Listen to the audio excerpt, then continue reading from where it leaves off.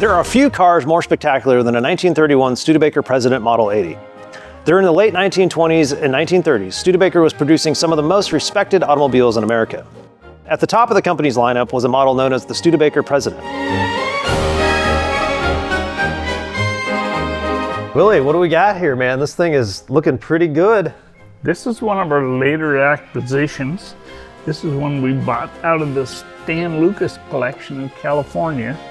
It's a 1931 Studebaker President Model 80. What do we have to do to actually get this thing running? Well, it's a straight 8, so it's pretty simple, straightforward. Carburation is always an issue, and fuel is an issue. Radiators are an issue. We flushed everything out, and we finally found the main problem with our fuel system was the fuel pump. The main valve in the fuel pump was stuck. Ah, I see. So now it got that. We put battery in it, some new cables in it, ignition stuff. So it should be ready to run.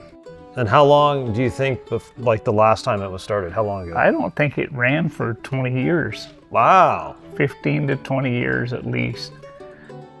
Let's see if we can make this thing go down the road.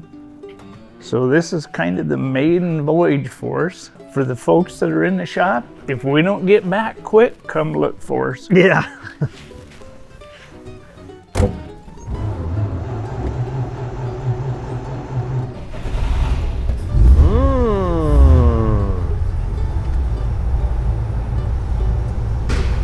That's pretty good, Willie. Yeah. That's not bad.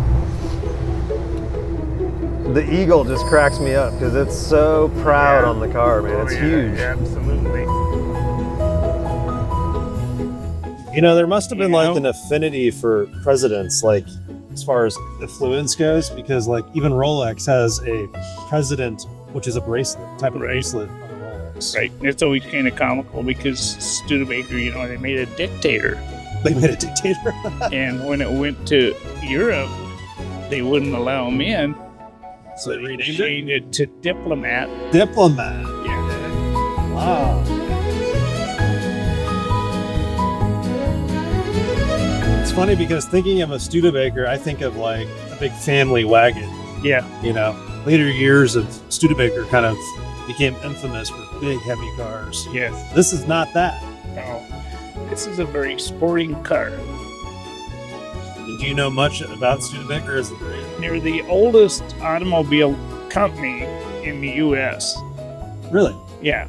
I didn't know that. Yeah, because they started out building carriages. Ah.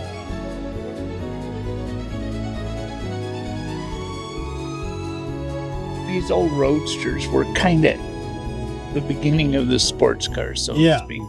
You know, followed after, like the Mercer and this Bearcat and stuff, you know, where cars are getting further away from just utility. Yeah, I mean, it's it's to be like an enthusiast. we want to have a top. Right. We want to have a windshield. You know, we want to have some creature comforts. And if you look in the back here, it's got a great rumble seat back there. I see that. Yeah. Be a good spot for my mother-in-law. Yes. They'll probably have to cut this, but years ago I had one of my cars out at a car show. Had the rumble seat open. Mm-hmm.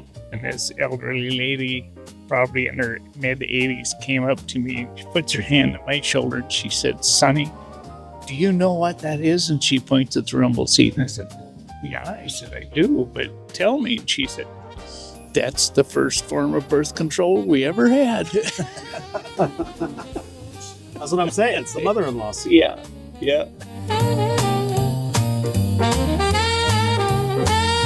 Well, I think it's got some good bones. Yeah. You made a nice purchase. Yeah. This is a good buy. There are a few things to finish up on it, but not too much.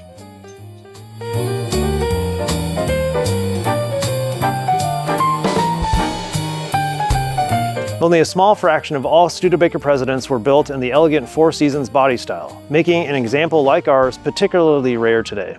The President was a true flagship for Studebaker and one of the most standout American automobiles of his time.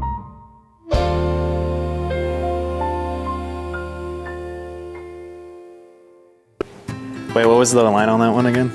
Hold on a second. Let me see what else we got here. What's that? Oh, you like our content? Where are we going now? The Fountainhead Antique Auto Museum, obviously. Please like and subscribe. Make sure you subscribe. We have a lot of content we want to show you guys, but please hit that subscribe button right now.